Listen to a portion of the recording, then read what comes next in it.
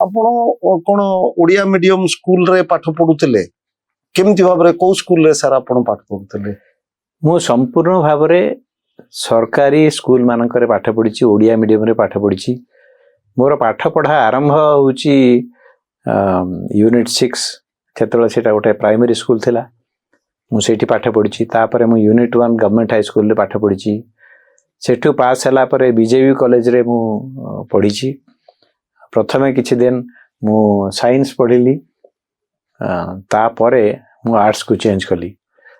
BJP college रू पास हैला परे मु बाणी विहार रे ग्रेजुएशन रे सर को सब्जेक्ट थिला सर? ग्रेजुएशन रे मोर ऑनर्स थिला हिस्ट्री ऑनर्स एवं अन्य सब्जेक्ट सब थिला पॉलिटिकल साइंस इकोनॉमिक्स एंथ्रोपोलॉजी। और सर पोस्ट ग्रेजुएशन को सब्जेक्ट रे करथे? पोस्ट ग्रेजुएशन पॉलिटिकल साइंस रे। सर ए जो आपण ओडिया मीडियम स्कूल रे पढ़िले ओडिया रे ई ओडिया मीडियम टा एबे देखा होची जे पिला मानकर क्रेज रहउची इंग्लिश मीडियम रे पढ़िबा पई, किंतु ओडिया मीडियम रे पढ़िबाटा आपन को कैरियर बिल्डिंग रे आईएएस रे जॉइन करिबारे किछि प्रतिबंधक करथिला ना सहायता करथिला? ओडिया मीडियम को निश्चित भाव में श्रेय देवी मोर कैरियर रे, कहीं मोर जोटा मातृभाषा से मातृभाषा रे मोर जो दक्षता हबो सेटा आउ कोनोसी भाषा रे हबो नाही।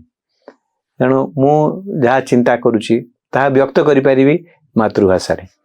मु इंग्रजी परे मु शिखिली कॉलेज को गला परे आमे इंग्रजी मीडियम को गलु बीए एमए से गुडा सब, किंतु आमर जो मूलदुआटा ओडिया मीडियम रे हिथिला मु तो कहबी सेटा गोटे खूब शक्त मूलदुआ थिला एवं आमे एथरे कौन से प्रकार असुविधा माने फेस करिनु। कारण जदि आपण निजर भाषाटा को ठीक भाव में व्यवहार करि परिबे ताहले आपणकर निजर भावटा को मध्य प्रकाश करि परिबे। आउ अन्य कौन सी भाषा रे सेटा करिया संभवपर नुहे बोली मु